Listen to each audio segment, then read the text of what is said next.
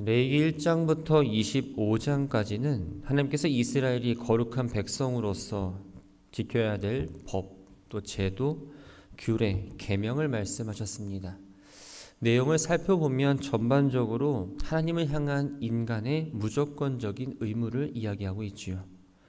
레위기 26장에서 율법에 대해 순종하면 축복을 받고 불순종하면 저주받는다는 선포로 레위기를 마무리하는 것처럼 보였습니다. 그런데 레위기의 부록이라 말할 수 있는 오늘 본문 27장을 통해서 인간이 하나님을 향해 자발적으로 헌신하는 길이 무엇인지를 이야기하며 그 과정에서 지키고 행해야 될 사항들을 이야기하고 있습니다. 결론 뒤에 이러한 내용을 덧붙임으로써 인간은 하나님을 향해 순종해야 하고 동시에 자발적으로 하나님을 사랑하고 경외해야 한다는 것을 가르쳐주면서 레위기를 마무리하고 있죠. 1절부터 27절까지의 말씀은 자발적으로 이루어지는 각종 서원에 대한 봉헌 규례를 이야기하고 있습니다. 이 서원은 다짐하다, 헌신하다, 맹세하다라는 의미에서 나온 말입니다. 하나님께 무엇을 하겠다고 혹은 일정 기간 동안 무엇을 하지 않겠다고 자발적으로 약속하는 것을 의미하지요. 서원은 보통 하나님의 도우심을 받기 위해서 또 베풀어 주신 은혜를 감사하기 위해 하나님께 무언가를 드리기로 작정한 것을 말합니다. 강제성을 띠지 않습니다. 무엇을 해야 한다라는 의무도 아닙니다. 하나님의 명령을 지키지 않으면 죄가 되지만 서원을 하지 않는다고 해서 죄는 아니었습니다. 그러나 일단 서원을 하면 반드시 지켜야 됐고 이행하지 못한다면 속건제를 드려서 용서를 받아야 합니다. 본문을 통해 살펴볼 서원의 대상 예물로는 바로 사람을 비롯해서 가축과 땅과 집입니다. 2절부터 8절까지의 말씀은 사람을 바치기로 서원한 것에 대한 규례입니다. 2절을 보면 어떤 사람이 사람의 값을 여호와께 드리기로 분명히 서원했으면 너는 그 값을 정하라고 말합니다. 사람을 드리기로 서원했다라는 이 말은 인신제사를 드리는 것처럼 사람 자체를 제물로 드린다는 말이 아닙니다. 아이를 갖지 못하는 부모가 아이를 주시면 하나님께 드리겠습니다. 자신을 나시린으로 하나님께 드리겠다고 서원하는 것처럼 바로 성막 봉사를 위한 하나님의 종으로 헌신하겠다는 것을 의미합니다. 그런데 성막에 관한 일은 레위 지파가 담당했습니다. 다른 지파 사람들이 아무리 성막에 관련된 일을 하고 싶어도 일을 할 수가 없었지요. 그래서 그 대신 제사장이 계산한 몸값을 하나님께 드리는 것으로 서원을 이행했습니다.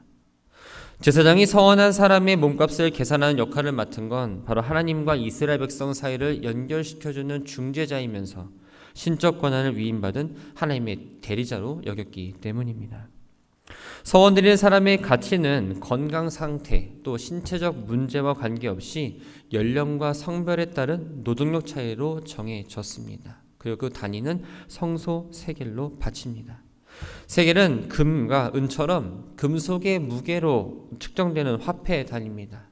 당시에는 은이나 금을 달아서 지불했습니다. 이 세겔에는 세 종류가 있습니다. 성전에서만 통용되는 성전 세겔이 있고 일반적으로 사람들이 사용하는 보통 세겔이 있고 또 왕실에서만 사용되는 왕실 세겔이 있습니다. 보통 한 세겔을 11.4g이라고 하는데 왕실 세겔의 경우에는 2배에 해당했고 성소 세겔의 경우 일반적으로 사용하는 세겔의 5분의 1을 더한 가격입니다. 성소 세겔은 성소의 예물의 가치를 매길 때 사용했던 세겔이었습니다. 즉 하나님께로 헌신하기로 한 사람을 성소 세겔로 적용함으로써 이 성막 안에 있는 거룩한 성물들과 동일한 것으로 보았던 거죠. 성소의 세겔로 매겨진 사람의 가치는 3세겔에서 50세겔에 이르기까지 다양했습니다. 20세에서 60세는 현역으로 일할 수 있는 연령대이기 때문에 몸값이 가장 비쌌죠. 남녀의 노동력 차이는 여자는 남자의 약 절반 값으로 계산이 되었습니다. 당시 은 1세겔이 노동자 4일치에 해당했기 때문에 사람을 들이기로 서원했다는 것을 지키려면 결코 적지 않은 돈을 지불해야 했습니다. 서원한 사람 가운데에서는 형편이 어렵거나 혹은 정해진 금액을 감당할 만한 능력이 없는 사람도 분명 있었죠. 이때 제사장이 서원한 사람과 그 능력에 알맞게 다시 값을 정해야 했습니다. 하나님께 바칠 성전 세계를 결정하는 문제에 대해서 제사장이 융통성을 발휘할 수 있도록 허락하신 건 하나님께 대한 헌신은 바치는 액수가 중요한 것이 아니라 바로 하나님을 향한 그 마음의 자세와 정성이 앞서야 했기 때문입니다. 이렇게 사람에 대해 가치로 바쳐진 돈은 바로 성전 유지비 혹은 수리비로 사용이 되었습니다. 9절부터 13절까지의 말씀은 가축을 바치기로 서원한 것에 대한 규례입니다. 서원의 화목제 때 바친 것과는 별개로 가축을 하나님께 드리겠다라고 서원하는 경우도 있었습니다. 여기서의 가축은 본래 몸집이 큰 4발 달린 짐승을 말합니다. 근데 본문에서 말하는 이 가축은 바로 소나 양이나 염소와 같이 하나님께 제물로 드릴 수 있는 짐승을 이야기합니다. 어떤 가축을 제물로 바치기로 서원했다면 이미 하나님께 드려진 것이기 때문에 짐승의 좋고 나쁨을 떠나서 서원한 사람 마음대로 좋은 것을 나쁜 것으로 또 나쁜 것을 좋은 것으로 바꿀 수가 없었습니다. 처음 서원한 가축을 그대로 바치는 것이 원칙이었죠. 이러한 원칙을 세우신 건 바로 사람들이 순간적인 감정으로 지키지 못할 서원을 남발하는 것을 막고 또 하나님을 가볍게 여기고 신성을 모독하지 않게 하려는 조처였습니다. 만약 서원한 가축이 아닌 다른 가축으로 바꿔드리려 한다면 안 됩니다. 처음 드리려고 했던 그 가축과 새로 드리려는 가축을 함께 드려야만 했습니다. 새로 드리려는 가축은 하나님께 제물로 드려졌고 이미 서원에서 바쳤던 가축은 제사장 몫으로 돌아갑니다. 가축을 바친 사람이 생각이 바뀌어서 다시 그것을 가져오고 싶다면 제사장이 정했던 그 가격의 5분의 1 덧붙인 값을 성전에 내고 찾아올 수가 있었습니다. 11절을 보면 하나님께서 부정하다고 규정하신 가축뿐 아니라 신체적 결함이 있는 가축 역시 하나님께 바칠 수가 없었습니다. 이러한 가축들은 바로 하나님을 기쁘시게 하지 못하는 제물일 뿐만 아니라 식용으로도 사용이 금지되었습니다. 대표적인 것이 바로 낙타와 나귀 같은 가축입니다. 부정한 짐승으로 서원하는 경우 제사장은 짐승의 여러 가지 상태를 잘 파악해서 적정 가격을 정하고 짐승을 제물로 바치는 대신에 정해진 금액을 제사장에게 가지고 와야 합니다. 14절부터 25절까지의 말씀은 집과 토지를 바치기로 서원한 것에 관한 규례입니다. 하나님께 서원하고 봉헌한 품목 가운데에서는 사람이나 동물과 같이 생명이 있는 것도 있었지만 집과 토지 같은 생명 없는 부동산도 포함이 되었던 거죠. 먼저 자기 집을 바치기로 한 경우 봉헌된 집은 영원히 성전의 재산이 되었습니다. 그 제사장은 그것을 처분해서 성전의 재정으로 사용할 수가 있었죠. 그렇다고 집을 다 드릴 수 있는 건 아니었습니다. 드릴 수 있는 집은 성읍 안에 있는 집만 가능합니다. 성읍 안에 있는 집은 희년이 되었을 때 본래 주인에게로 되돌려주지 않아도 되기 때문입니다. 제사장은 집에 대한 가치를 정해놓아야 합니다. 만약 집을 봉헌한 사람이 마음이 변해서 서원을 취소할 경우에는 제사장이 정했던 그 가격의 5분의 1을 더해서 다시 성소에 드리면 서원했던 집을 찾아올 수가 있었습니다. 이번에는 가나안에 들어간 이후 지파별로 상속을 받은 땅을 바치기로 서원한 경우입니다. 땅을 바쳤다는 건 사람을 직접 바치지 않고 사람의 가치를 성전 세계로 드렸던 것처럼 땅에서 나는 소출량을 돈으로 환산해서 제사장에게 드렸다는 것을 말합니다. 땅은 인간이 생활하는 데에 가장 기본이 되는 것이기 때문에 그것을 모두 드리고 나면 정상적인 생활을 할 수 없어서 땅을 받지는 않았습니다. 제사장은 그 땅에 뿌릴 수 있는 씨의 양으로 계산해서 가격을 정합니다. 여기서 나오는 단위가 호멜인데 이 호멜은 나귀 한 마리가 짊어지고 운반할 수 있는 말린 씨의 양을 가리킵니다. 그래서 이 한 호멜은 약 10에바, 즉 220리 정도가 됩니다. 당시 근동 지역에서는 보리 한 호멜을 1세겔에 거래했습니다. 희년이 되면 땅은 다시 서원한 사람에게 돌려지기 때문에 희년에 바친 경우 그 희년 주기인 50년을 기준으로 땅을 은 50세겔로 계산했습니다. 그러나 희년과 상관없이 바쳤다면 다음 희년 때까지 남은 기간을 산정해서 기간이 많이 남았으면 땅값은 높아졌고 기간이 짧으면 낮게 책정했습니다. 땅도 하나님께 드리면 무르지 못하는 것이 원칙입니다. 하지만 땅을 바친 다음에 마음이 바뀌었다면 제사장이 정한 값의 5분의 1을 더 들여서 드리면 다시 그 땅을 찾아올 수가 있었습니다. 하나님은 땅을 바치는 서원 규례를 악용할 사례가 있을 수 있어서 그에 대한 방지 규정도 정해 주십니다. 하나님께 서원하여 바친 땅을 무르지도 않고 희년이 돌아오지 않았으나 자기 마음대로 토지를 다른 사람에게 판 경우를 말합니다. 그런데 의문점이 하나 듭니다. 하나님께 바친 땅을 누가 누구에게 팔 수 있냐는 거죠. 땅은 하나님께 봉헌했지만 제사장이 그 땅을 돌볼 수 없었기 때문에 여전히 땅은 봉헌한 사람이 경작하고 있었습니다. 즉 이 말은 땅을 들인 사람이 경작이 어려워지자 다른 사람에게 경작 권한을 넘긴 걸 의미합니다.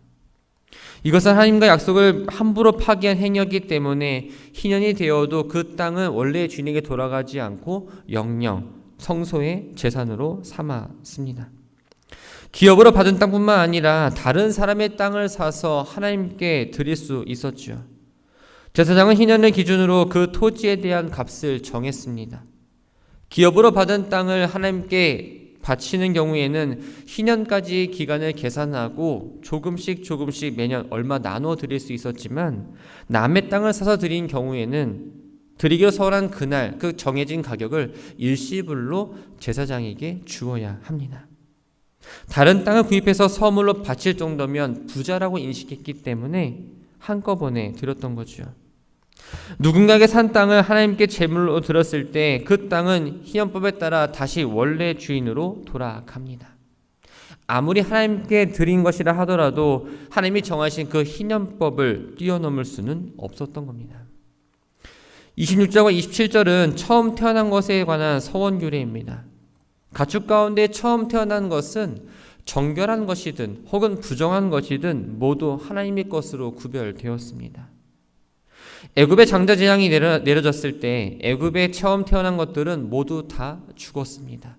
하지만 이스라엘에 있는 짐승, 사람 할 것 없이 처음 태어난 것들은 모두 하나님의 은혜로 살 수 있었던 거죠. 하나님은 이스라엘 구속자로서 당연히 처음 태어난 것을 요구하실 수 있었습니다. 이렇게 처음 태어난 것들은 하나님의 것이었기 때문에 서원 예물로 드릴 수 없었고 혹 다른 사람에게도 팔 수 없었던 거죠.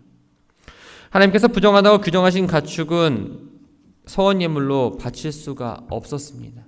부정한 짐승을 바칠 경우 제사장이 정한 가격대로 돈을 주고 했어야 됐는데 부정한 가축의 첫 새끼를 드릴 때도 동일하게 적용이 됩니다. 그 짐승의 첫 새끼 가격은 그 가치의 5분의 1을 더해서 성소에 내면 됐습니다.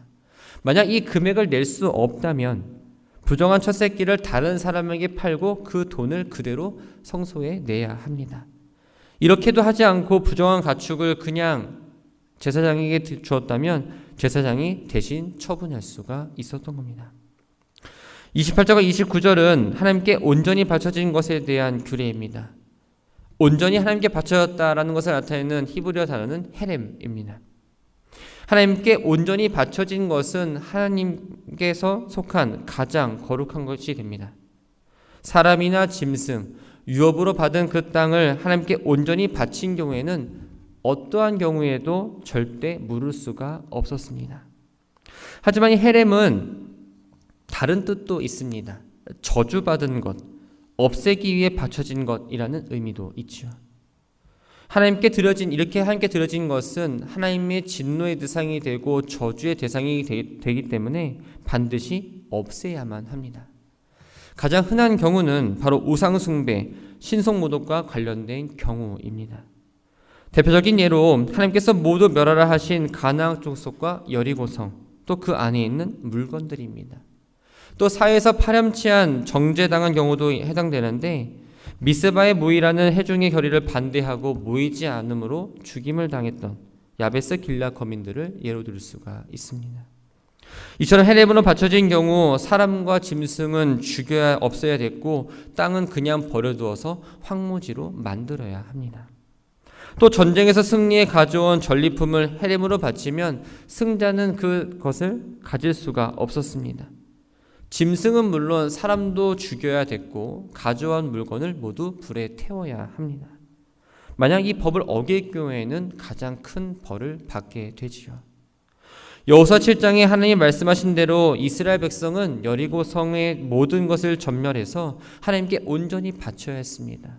그런데 그 아간이라는 사람이 하나님께 바쳐야 될 제물을 훔치고 숨긴 것이 드러나 결국 돌에 맞아 죽임을 당하고 물건들로 불에 태워졌던 거죠.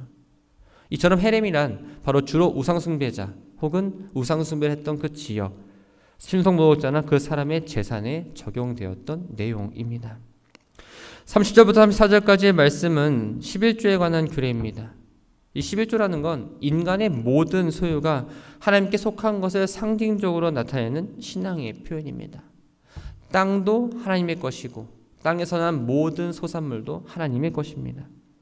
그 모든 것을 대표해서 10분의 1을 하나님께 드림으로 천지 만물이 다 하나님의 것이라는 것을 인정해야 했습니다. 하나님께서는 거두어진 11조를 기업이 없는 레위 자손들과 또한 제사장 가족들을 위해서 사용하도록 배려하셨지요. 곡식이나 과일 같은 땅에서 난 것을 11조로 드렸다가 물으려고 한다면 그 11조에 해당하는 금액의 5분의 1을 더해서 드려야 합니다.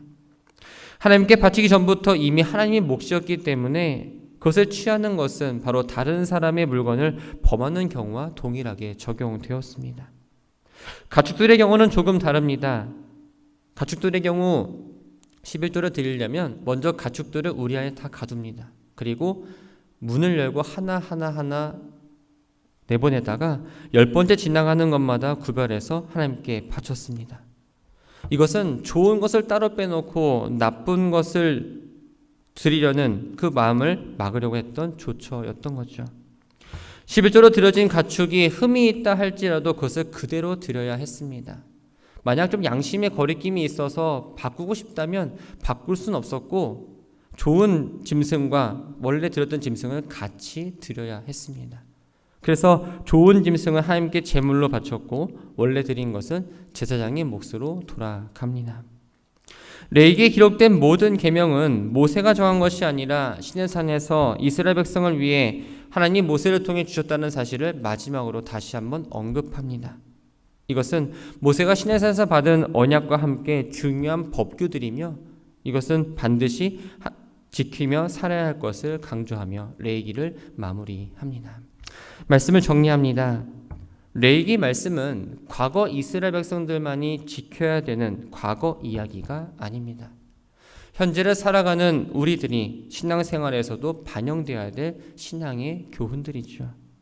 서원은 의무도 아니었고 옆에서 누가 강요해서 또 체면 때문에 하는 행동도 아닙니다.